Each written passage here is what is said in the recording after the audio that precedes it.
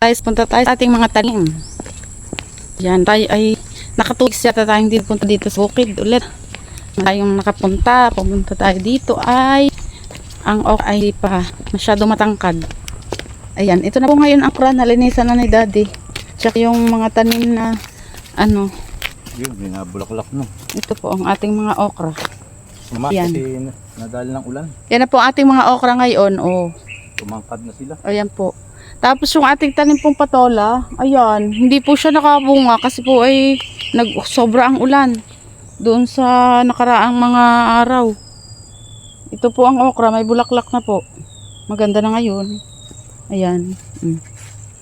Nabulaklak na, ayan. Kaya lang po, pumangit siya. Pumangit po yung ating tanim na ano. Yung pong tanim ni Daddy dito na kamote. At ano. Ito. Ayan. May mga talbos na po. Ayan, nilinisan po yan ni Daddy. Ayan, nung siya po ay nagpunta rito. Maganda na po ang okra, may bulaklak na. Pag hindi po siya masyadong maulan ay naganda po. Nung sobrang ulan, nawala po yung mga bulaklak kasi natuba.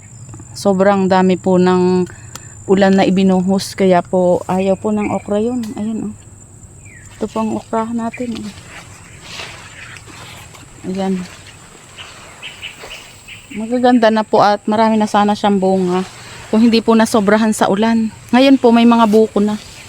Ayan po yung tanim na patola. Medyo hindi po siya gumanda dahil nasobrahan din sa ulan. Naka-recover pa naman yan. Ayan.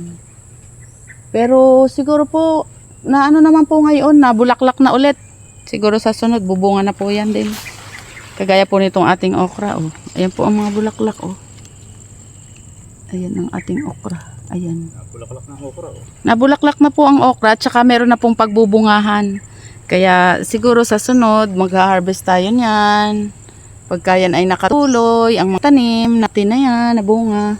Isang linggo meron na. Ayan. Mabilis na po yan kasi may buko na. Siguro po sa isang linggo makakapanguha na tayo dyan. Si Daddy ay makakukuha dyan. Kasi madalang na po ang makasama. Ito po ang ating kadyos. Oh. Malab na yung abono dyan.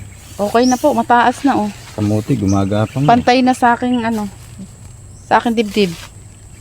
Maganda na po yung kadyos. Ayan. Kamuti oh. Yan po yung dati nating nilinisan. Yung mga kadyos na yan. Ayan po oh. Matangkad na. Kasi tangkad na po ng okra. Hanggang dibdib ko na po. Yan, mga kadyos. Dito po sa tabi, kadyos. Doon sa gitna pong yon, mga 3 hilera po ang kadyos. Tapos doon po yung mga okra. Sa mga gilid naman po ay yung ating tanim na patola. Ito po yung ating mga tanim na kadyos. Maganda na po oh, ayan oh. Tumalab na po yung inabono ni Daddy. Napunuhan na po ni Daddy ng nakaraan. Yung pong mga tanim natin na kadyos. Dito naman po tayo sa ating tanim na sitaw. Tapos nadini din po yung ating tanim na luya, saka tanim na ampalaya. Meron din pong gabi, yung gabing Tagalog. Tapos nagtanim din po tayo din ng kamote. Yung kamote po ay umaalsa na kasi marami pong damo. Yan, magaganda na po rin ating kadyos din oh. Eri po oh. Yan po yung nung nakaraan ay aking inalisan ng damo. Akin pong tinabasan. Ayan, inano po yan. Nilinis yung mga puno. Mga puno lang po ng kadyos ang ating nilinis dyan. Kamuti, gapang na. Ang kamote po inagapang na. Kaso po ay marami siyang kalabang damo. Marami pong kalabang damo ang ating kamote. Pero meron na pong mga talbos at buhay na. Maganda na po. Sana itong sitaw nito karami ng buo. Ayan, ito po ang sitaw. Oh. Naka-recover na. Marami na pong bulaklak ulit ang sitaw. Ari po nung nakaraang maulan, naalis po yung mga napaspas ng hangin. Tsaka po sa sobrang ulan, natutuba po yung mga bulaklak niya. Marami na po uling bulaklak. Ari ang ating sitaw. Naka-recover na. Ayan, oh, okay na po yan. Ayan, siguro po ay sa susunod ayan po, oh, tingnan nyo po ang haba. Ari. Ganito po kahaba ang nakuha ni Daddy nung una. Ayan. Ayan po. Kulay green po ito. Ayan, marami na pong bulaklak ngayon. Oh. Ayan. Kalimitan na pong sanga ay may bulaklakan na. Din sa ating sitaw. Oh. Ayan, sa sunod po si Daddy makakakuha ulit yan. Ayan po ang ating sitaw, papunta doon. Ayun. Ayan po, mga sitaw po yan. Nung nakaraan po, yung mga sitaw na yan ay nabulaklak noong nagtag-ulan ng sobrang daming ulan. Sobrang dami pong buhos ng ulan nung nakakaraan na nagbagyo. Buti po okay na ngayon. Recover na siya. Ayan po, ang dami ng bulaklak, oh. Maraming mayari ng sitawan, talaga natuba. Ayan po, oh. Bulaklakan, oh. Ayan. Recover na po uli yung ating tanim na sitaw. Marami na pong bulaklak. Kaya po, sigurado, makakakuha ulit tayo ng, ano. Pag naka-1 linggo po yan, ay makakakuha na. Yung iba pong mga tanim na ganyan, sa iba po ay natuba. Yung, kumbaga, hindi na nila mapapakinabangan. Ito po, maganda pa kasi, okay pa naman po. Verde pa Ang yun. ating Pag nanilaw na yan. mga tanim na sitaw. Ito naman po ang ating tanim na ampalaya. Yan, Papakita ko sa inyo ang ampalaya. Ito po ang ampalaya, oh. May bungang maliit. Ayan po, oh. Ayan. Verde pa, oh. Nabunga na. Oh. Ito po, oh. May isa po siyang medyo malaki. Yung iba po, bulaklakan pa lang. Diyan sa taas na yan, oh. May buko na Ito po, yung may buko. Ayan. saka yun. May mga buko po dyan. Yung iba po ay maliliit pa eh, mataas. Hindi ko maipakita sa inyo yung ibang maliliit ang bunga. Ito po, oh. Tapos may mga bulaklak. Maganda na po. Natuba din po yan. Buti ngayon naka-recover. Oh, may mga bunga na. May mga bunga na po ngayon. Maliliit pa nga lang po. Yung isang yun ang nakikita pa lang. Kalimitan po ay bulaklak pa lang. Tapos po ay maliit pa lang ang bunga ng ampalaya. Ano? 2 puno po yan. Tapos po din. Meron pa din. 1 puno. Ari po, medyo hindi pa maganda ere. Babago pa lang pong nabunga, nabulaklak.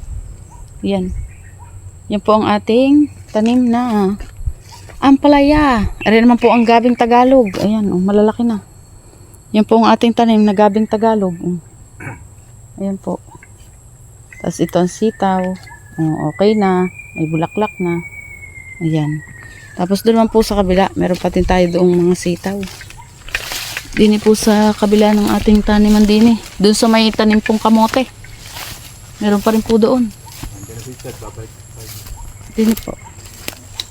Ayan, nahinog na ang ating ano. Ano po, oh.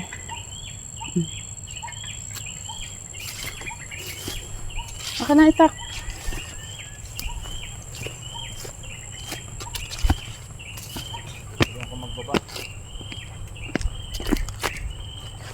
Yan, at pupunta naman po ako doon sa ating tanim na kamote.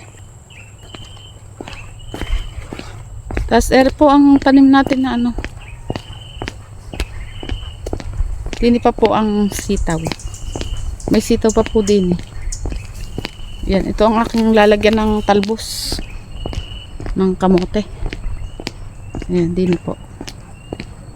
Ito po ay recovered na rin. Oh, mayroon na pong bunga. Ating sitaw. Ayan po. Ayan. Ayan po ang maraming bunga. Oh, nakakatuwa naman po at ano.